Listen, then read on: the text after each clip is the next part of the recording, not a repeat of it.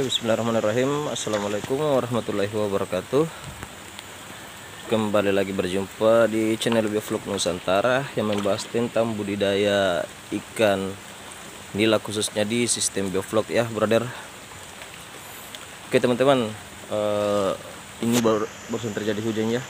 Sekarang malah masih hujan, tapi sudah berkurang curah hujannya. Kita akan coba kasih pakan ya. Bismillahirrahmanirrahim. Responnya ini.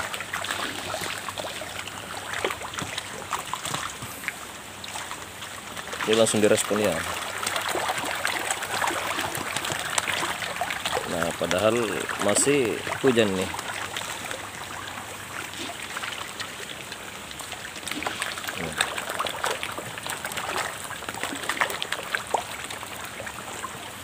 Ini rata-rata di diameter 2 ya. Tapi saya akan membahas masalah tanda amoniak tinggi pada kolam. Nah, kadang-kadang banyak saya lihat teman-teman di grup, airnya sudah kencang tapi ikannya tidak mau makan. Ikan tidak mau makan, itu menandakan ada yang tidak bagus atau ada yang tidak beres dalam kualitas air teman-teman. Nah, perlu kita ketahui teman-teman, ini saya akan menjelaskan sedikit ya tentang pemahaman saya di sistem biovlog seperti yang saya jalani. Yang pertama itu tanda amoniak tinggi, walaupun aerasi kencang, aerasi besar, tetapi ikan lemah dan muncul di permukaan. Nah, itu salah satu amoniak tinggi. Kadang-kadang aerasi kencang tetapi ikannya berenang pasif, dia gerakannya agak loyo dan muncul di permukaan, makan sedikit saja sudah mangap-mangap. Nah, itu salah satu faktornya karena amoniaknya tinggi. Amoniak tinggi sudah pasti diikuti dengan nitrit yang tinggi, karena belum ada alat yang bisa memastikan, atau belum ada alat yang pasti bagaimana caranya mengetahui amoniak. Ya, kadang-kadang berbanding lurus sih dengan nitrit. Nah, itu yang pertama teman-teman.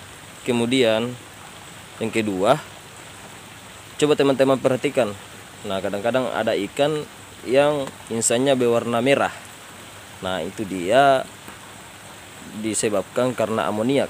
Insang berwarna merah. Kadang-kadang ada ikan yang mati 1-2 ekor, atau bahkan masih ada yang berenang tetapi loyo. Coba perhatikan, kalau insangnya berwarna merah itu disebabkan karena amoniak yang tinggi.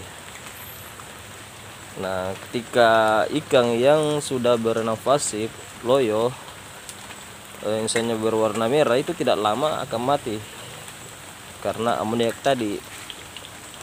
Kemudian yang ketiga, gerakannya lambat, yaitu seperti yang saya jelaskan tadi. Gerakan ikan lambat, dia loyo. Karena kan airnya, ya lingkungan yang ditempati kurang sehat. Ya, seperti yang saya biasanya katakan, bahwa ikan yang sehat itu hanya hidup di air yang sehat. Kalau dia loyo berenangnya, ya mungkin teman-teman bisa perhatikan ikan yang lincah, ikan yang sehat itu berenangnya kayak gimana. Nah, itu secara visual ya. Ini saya menjelaskan secara visual, secara meraba-raba lah, karena belum ada alat yang bisa memastikan kadar amoniaknya. Saya kurang paham kalau ada di luar sana alat yang sudah lengkap. Nah, kemudian yang keempat itu, airnya kadang-kadang tercium seperti bau amis atau bau kencing juga bisa. Dari kejauhan sudah tercium bau kencing, bau amis, bau anyir, itu menandakan amoniaknya tinggi, brother. Jadi jangan salah, bukan berarti karena aerasi sudah kencang amoniak tidak tinggi. Itu tetap harus memperhatikan keseimbangan mikroba yang ada di dalam kolam kita. Nah, karena amoniak tinggi biasanya diikuti dengan pH yang cenderung turun. pH yang cenderung turun. Makanya setiap kali amoniak tinggi itu sebelum melakukan aplikasi susulan ya kita harus memberikan garam. Nah, garam itu fungsinya untuk mencegah terjadi kemungkinan buruk. Nah, untuk mencegah ikan-ikan terserang oleh amoniak yang ada dalam kolam. Nah, kalau kita bahasakan garam akan menjadi perisai untuk ikan dari serangan musuh-musuhnya. Nah, itu tadi musuhnya amoniak. Nah, itu fungsi salah satu garam. Kenapa ketika amoniak tinggi diperlukan cepat pemberian garam? Karena itu tadi untuk mencegah terjadi kemungkinan buruk. Nah, itu dia teman-teman ya. Terus selanjutnya ketika pH cenderung turun ya otomatis kita memberikan kapur. Nah, kapur itu tadi kita tahu pada umumnya bahwa kapur fungsinya untuk mencegah pH anjlok atau menaikkan pH ke angka normal. Misalnya dari 6,5 sampai 7,5. Dan selain daripada untuk menaikkan pH, kapur ini juga berfungsi untuk mengikat CO2. Nah, CO2 itu dia larut ke dalam air yang diikat oleh kapur. Nah, itu dia fungsinya, diikat oleh kapur karena CO2 ini adalah racun, termasuk golongan amonia, nitrit dan lain sebagainya. Intinya adalah racun yang bisa membunuh ikan-ikan kita. Maka kapur ini tadi dia mengikat sebelum dilepaskan ke udara. Nah, ketika tidak ada kapur, ketika kita tidak memberikan kapur, nah biasanya CO2 tadi ini diisap langsung oleh ikan-ikan kita. Oke, mungkin cukup jelas ya video singkat untuk hari ini.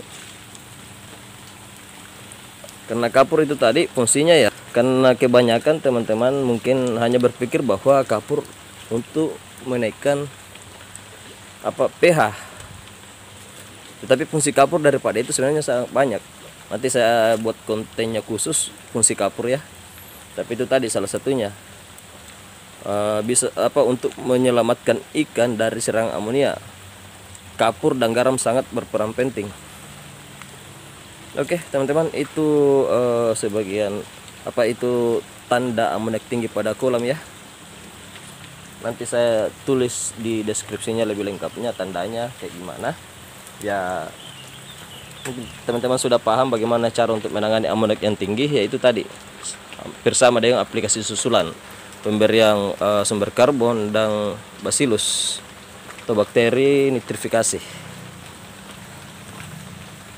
Oke, cukup jelas sini ya. Kalau ada yang mau ditanyakan silahkan teman-teman tanyakan di kolom komentar ya. Nah, jadi supaya lebih jelasnya saya ulangi satu kali lagi. Tanda amoniak tinggi itu yang pertama adalah walaupun aerasi besar tetapi ikan lemah dan muncul di permukaan. Nah, ikan yang besar aerasinya besar tetapi ikan lemah muncul di permukaan. Nah, itu tandanya amoniak tinggi. Kemudian yang kedua itu insannya berwarna merah. Itu ya teman-teman, bisa diperhatikan nanti ikannya yang mati. Kalau warna merah itu kebanyakan karena amoniak tinggi. Nah, terus yang ketiga, gerakan ikan lambat, berenang pasif. Itu dia. Berenangnya ya biasanya orang-orang bilang ikan bodoh. Cara berenangnya, dia lambat, gampang ditangkap pakai tangan. Nah, itu salah satu tanda amoniak yang tinggi. Kemudian yang keempat, kadangkala tercium bau amis, bau kencing dan bau anyir. Amis sama anyir sama ya. Ya, itu dari kejauhan kita sudah di hidung itu cukup lumayan menyengat. Nah, itu tandanya amoniak tinggi. Kemudian yang kelima ditandai dengan cenderung pH anjlok. Cenderung pH anjlok ya, ini yang perlu diperhatikan. Oke. Mungkin itu penjelasan singkat dari saya. Silahkan kalau ada yang mau ditanyakan di kolom komentar. Nanti saya tulis di deskripsinya ya, tanda amonek tinggi pada kolam biovlog. Oke, yang belum subscribe silahkan klik tombol subscribe-nya dan dukung channelnya berkembang. Salam sukses, salam petani milenial, salam biovlog Nusantara. Assalamualaikum warahmatullahi wabarakatuh.